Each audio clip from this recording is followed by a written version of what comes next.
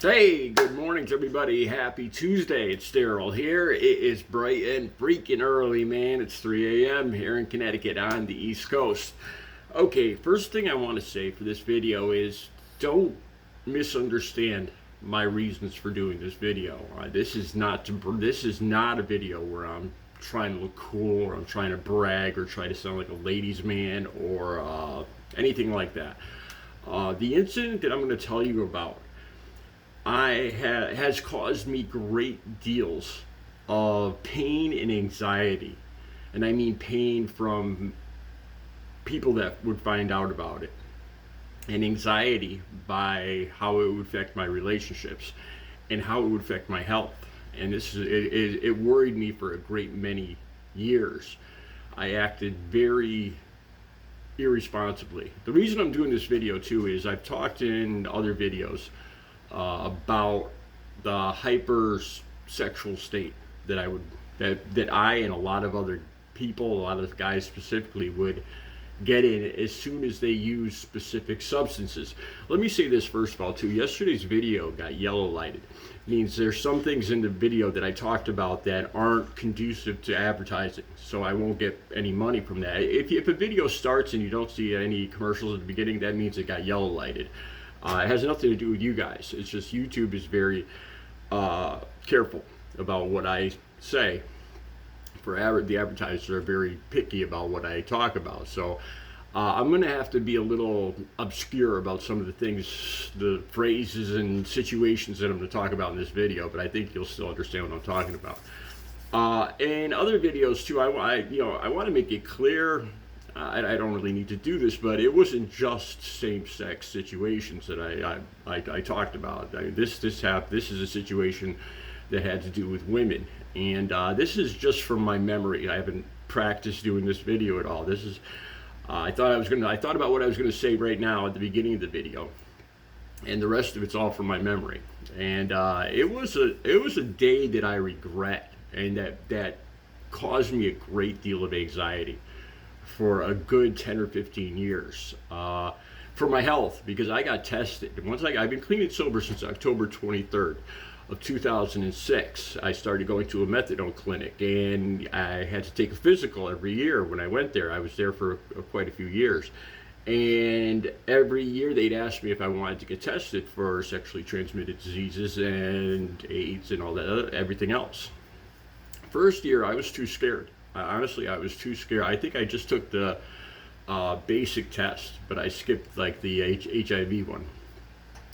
The second year, I got tested for everything, for hepatitis, HIV, and thank the blessed Lord, I don't know how this is, because there were so many instances where this happened like on a weekly basis. Like I said, I'm not saying this to brag at all. This was reckless, irresponsible behavior that affected me for a great minute. It's still affecting me now. It affected my relationships. Once I got clean and sober, it was 7 years before I got into a serious relationship. And that's part of the reason I managed to stay clean, because for those 7 years, I worked on rebuilding myself from the ground up. I mean, mentally, emotionally, physically, spiritually. I lost 90 pounds. And I got into my first relationship. I've dated seriously 2 women. The first one, we'll say Paula, and the second one was Audrey. And if Audrey, with Paula, she drank and she didn't use. And I never told her about this stuff, but she told me about stuff that was in her past when she was drinking, and it caused problems in the relationship. I dated her for about a year and a half. And then I lived with Audrey, and Audrey was in recovery too. And we had this very great understanding between us, where we just, the life we led before we got clean and sober, we just didn't really talk about, because I'm sure Audrey did a lot of stuff that she was embarrassed or ashamed of too, and so did I, and we just left that in the past. And it was it made for a really good relationship. It was conducive to a very good relationship, because we just basically started from when we got clean and sober, and we left a lot of the past behind us. And I trusted Audrey explicitly. I mean, I trusted her more than any other person I've ever trusted, any other relationship I've ever been in. Unfortunately, she passed away from COVID on October 5th 2021, and I'm still dealing with that. Okay, let me go to this day. It was I was with this guy I went to school with. We'll call him JB. And I saw this guy again. I've been clean and sober for 18 years. And when me and Audrey were at a fair about 6 years ago, I saw him at a country fair. And he was with another girl from high school. And he was, I had been clean and sober at this point. This was like 5 years ago. I'd been clean and sober for 12 years. Audrey was clean and sober. We're walking through the fair, and I see this guy, JB, who this incident I'm going to tell you guys about. I was with him. And it was so sad. It was so obvious that he was still using. He was all tweaked up. He was talking all fast, and I couldn't understand what he was saying. And the girl too, and they're sweating. It was a warm early autumn day, and they're just dripping sweat, and they're babbling. And the girl reaches out. She says, "Oh, Daryl, I've always wanted to touch your chest." And she just reaches out and grabs me in front of Audrey. Like I said, I'm not saying this stuff to sound cool. It was sad to see. It was sad behavior, and me and Audrey just walked away, and we looked at each other, and it was just, I feel bad for both of them. Where he is today, I don't know. Okay, here's the story. This happened around 2002. Okay, there wasn't cell phones really at this time. You couldn't really take pictures. People had cameras. It was a big bachelor party. It was being thrown in the neighborhood that I used to live in. It was like an Italian club, like with outdoor picnic tables, outdoor bandstand, catering and all that. And there was at least, I'd say 200 or 300 guys. They had horseshoe pits, volleyball nets. It was a big setup, a big bachelor party. And every Saturday, me and this guy from high school would go and use. Me and this little bunch of guys, I've talked about this in our videos, would go and use. We picked up like what I would say was an eighth, Columbia's finest. It was about noon, and we went up to this bachelor party. And it was a sunny day and everything. There was already a couple hundred people there. And right after we got there, we're still at the entrance. We park our car. There's a bunch of, there's probably over 100 cars already in the parking lot. And we walk up to the building. It's a big layout. And the girls show up, these two girls. And, the guys just freak out. And the girls get out of the car, and they're standing near the main entrance, like outside. And I'm watching, and I'm like, dude, to my buddy, I'm like, we got to go over there. We got to, because I've talked about this in other videos. I grew up with women. Like, my father passed away when I was 9, and I grew up with my mother and my sister, and I've always been very comfortable talking to women, approaching women, I've always had a good rapport with women. And I said to him, dude, we got to go over there, and the guys started crowding around him. And my friend was all nervous. He said, no, maybe later. He's going, let's go play horseshoes. He's like, let's go play horseshoes first. And I'm like, what are you, crazy? Because they were dressed like in a bikinis and like a leather vest. Turns out these two girls were from Massachusetts. They were the girlfriends or wives of motorcycle gang members. And they didn't want they told me this later. They didn't want any pictures taken. Their boyfriends did not know that they were doing this job at this bachelor party, so they didn't want any pictures, any proof of this, of them hiring them. They were getting paid $700 each, and I know this because I actually started working for them as a bodyguard later this day. And as a matter of fact, I'll get into that in a second.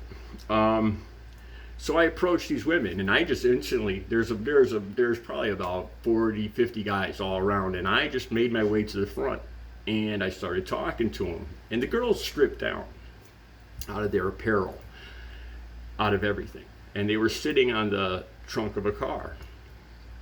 And this is the part that I'm ashamed of. In front of all these guys, I'm talking, they're flirting with me, and I'm saying, oh, you look great, you look delicious, and stuff like that. And I end up going down on both of them one at a time while they're sitting on a car, while they're sitting on the trunk with 50 guys all around me. And this, I'm not saying this to sound cool, because these were, like I said, these were wives of motorcycle club members. And not only that, they were workers in the industry. God knows where they've been. So the guys that were around watching me do this, they're like, oh my God, I can't believe Daryl's doing, specifically this act where I'm going down. And it didn't, I caught a lot of ribbing for this actually after this. And that went on for a while. Later on, the stag started. They took the guy that the stag was for, and they took him up on top of a picnic table, and they dropped his pants, and they both went at it with him on top of the picnic table. And and this stays in my mind because of what happened after this. And there was other guys. There was by this time there was a couple hundred guys, and a good portion of these guys. It was amazing how childish a lot of these guys acted. A lot of these guys, like these girls are pretty much sans apparel, and in the all together, not wearing anything. And the guys would run up, like sneak up from behind and grab a little bit, and then run away. Or pinch them, and the girls started to get angry about this. They're like, just be a man about it at least. Like they pointed me out, and they actually asked me to be their bodyguard because they were being approached in this manner, and they asked for an extra $300. So it went from $700 each to $1,000 for their entertainment services at this party. Later on, I remember, I still had the party favors with me, and they had some too. So we ended up going in the men's bathroom, me, the two girls, and one of my other friends was on the outside. We were in a stall, and my other friend was on the outside of the stall, and it was me and the two girls in the stall. And it was just kind of sad seeing him on the outside. And I can't tell you guys what went on in that stall. Pretty much, I can't even tell you guys. Pretty much, I ate a lot of things. Let's just leave it at that. And for years after this, I was so concerned. I didn't know what I contracted. I didn't know if I contracted hepatitis, HIV, until years later when I got tested. And thank the blessed Lord, I didn't. I got lucky. This was stupid behavior. This bothered me for years. I couldn't talk about this. Then I didn't even think about this. Once I didn't think about when I got clean and sober down the road, once I got into a real relationship. Or what if I got married? What if, how would a wife look at me, or a future girlfriend look at me? And my own health.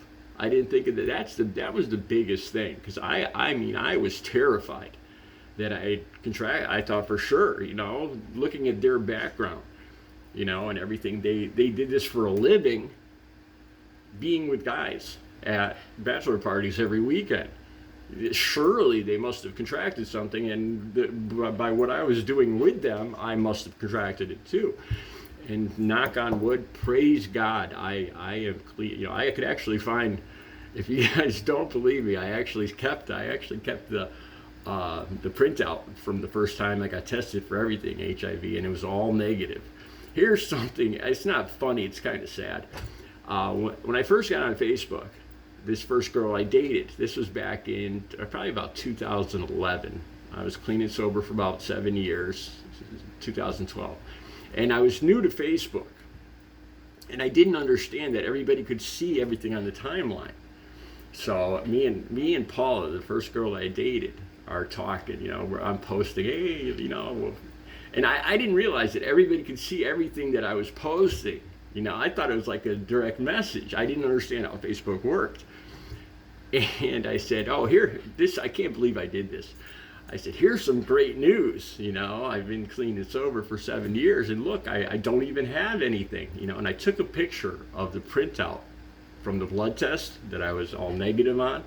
I took a picture of it and I posted it up on Facebook with this, hey, look, I'm clean, and everybody, I didn't know that, and Paula took it well. She kind of laughed about it. And we were just about to start dating, so I'm surprised she didn't change her mind right there. And everybody and their brother saw what I was saying on Facebook, and my blood test that I posted on there. It's sad, really. So after we were in the bathroom, me and the two girls, they wanted, they got their extra money. They finished the show. We went to a local bar. They wanted to get, of course, you have to get more party favors. By that time, all their party favors and mine were running low. So they're like, Daryl, hey, can you get us anything? And I'm like, no problem. If there's something I'm good at, I'm saying this sarcastically. It's not something I'm proud of now. So I took them to a local biker bar that I knew in the town that I grew up in. And we went in there, and the girls were skittish because they didn't know anybody there, and I didn't have enough money to purchase this up front. So I'm like, well, give me the money because I'm going to need the money. I arranged the situation. I need the money. And they were, and I don't blame them for being skittish. They're in this bar they don't know, the guy they just met that day, me, asking them for a considerable amount of money to go into the bathroom. And they wouldn't give it to me. So I tried to broker the deal without the money. And I went to the bathroom with the guy I knew. And for some reason, the guy that I knew was in a paranoid state of mind. I had known this guy for a while. I had dealt with him for a while. And he actually pulled out a small pistol on me. And he says, you screwed me over and you're done. And he actually, check this out, he actually drops. He's so messed up, he actually drops the pistol on the bathroom floor. I pick up the pistol and I hand it back to him. And I say, dude, next time you pull a pistol on me, make sure you get at least, you don't drop it. I kind of made fun of him. It was kind of, I can't believe I gave it back to him, but I gave it back to him. I ended up getting it from him, this eighth. I went back out and the girls were gone. So I ended up being in debt to this guy who worried about me burning him, which I ended up doing. Obviously, I never got shot. And that was the last I ever saw of them. It was this one day. And they were beautiful, vivacious, well-built young women. I'd say I was about 32 at this time. I got clean sober in 2006 when I was 40. I was probably a little older. I was probably about 35. They were probably in their about 25, late 20s maybe. Like I said, they were the property of motorcycle gang members from Massachusetts. And none of that bothered me that day. I worried about it after that for years, everything I did. The reason I'm telling you guys this is, I would have never done any of these, in broad daylight in front of all these guys, with the girls sitting on the bumper of the car, performing these acts. I would never, in private's another thing, but not with these girls.